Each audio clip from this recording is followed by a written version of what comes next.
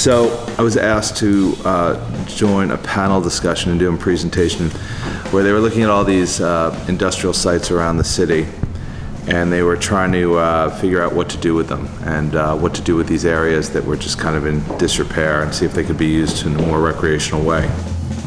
And all these kind of academic designers and urban planners were saying, how can we engage the public in a different way so they don't break glass? And this woman in the audience named Bethany Edwards stood up and she said, I like breaking glass. Maybe we should just make it a place where you go break glass. And I thought, man, that's such a great idea.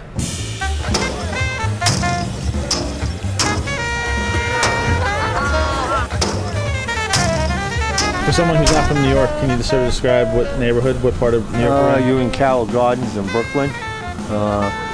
You're about, I don't know, 200 feet, maybe 300 feet from the Gowanus Canal, which is right out here.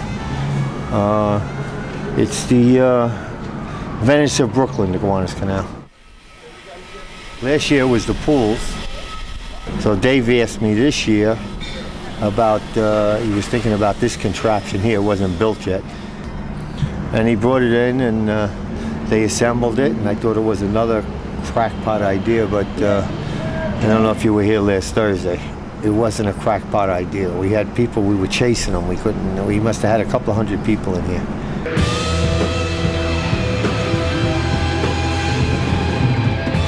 I never imagined that it was going to go that, you know, people just went wild for it. Okay.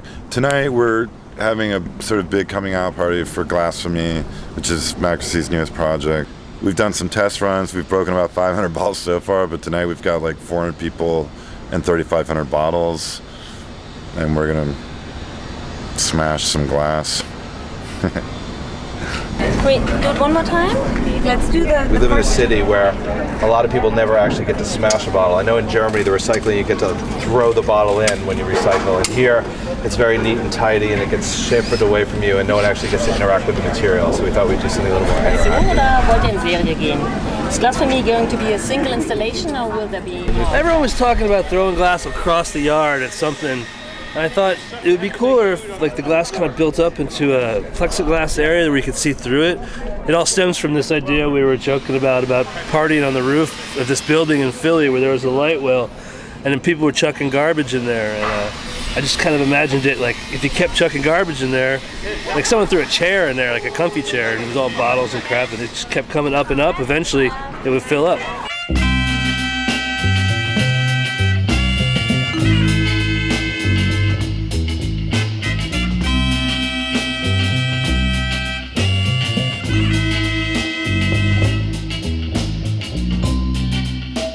At first, I think when they were testing it out in Philadelphia, when they were throwing the glass, it was bouncing back.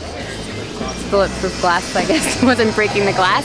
So they came up with this system where there's little rods. So it looks very cool in design, but it's also very functional, so when the glass hits it, it smashes. And then the lighting was a big part of the design, since it is a psychological recycling center, kind of how to enhance the effects and how to have more fun with it, make some dramatic play with it.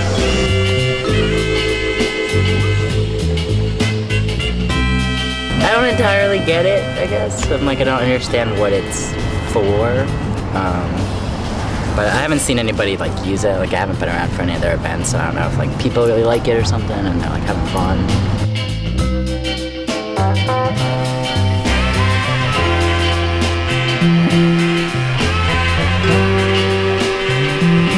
I think one thing Dave obviously likes to do is to bring everyone's head together and see what we can do with this glass at this point. So we end up with all of this broken glass, and we can kind of experiment with it after we have it and see what we can do with it.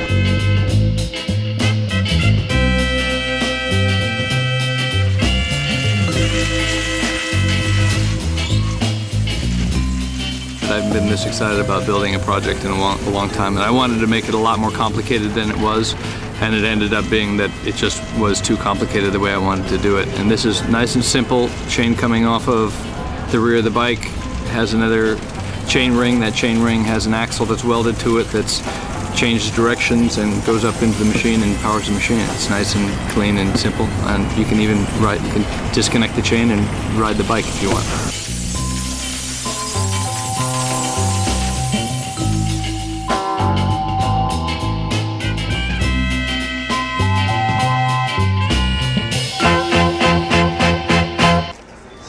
anyway, everybody break some glass and have a good time and let me know what you think.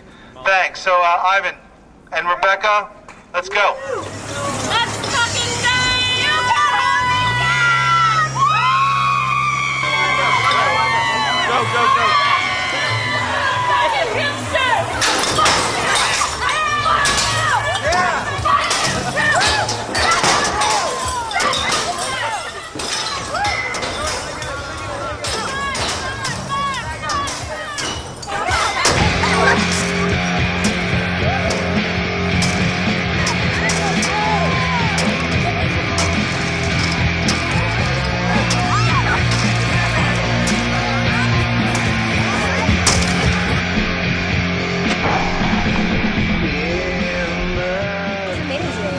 I mean, you still flinch in wins, but, you know, at the same time, you don't want to miss a second of it. So it's like, press your face right up there and just, you know, let it happen.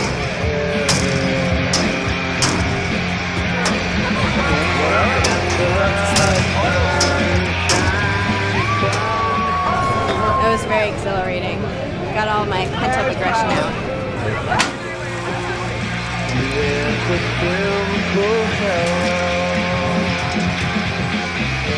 People usually associate the green movement with a very peaceful activities. This has an edge of violence to it. Can you just talk briefly about that? Well, I mean, I don't really think it's that violent, number one. I mean, number two, I never said I was part of the green movement. I mean, I believe in recycling and everything, but I think that it's much more interesting to make it kind of exciting and make a place to kind of smash things and engage with garbage rather than just like have it shoveled away.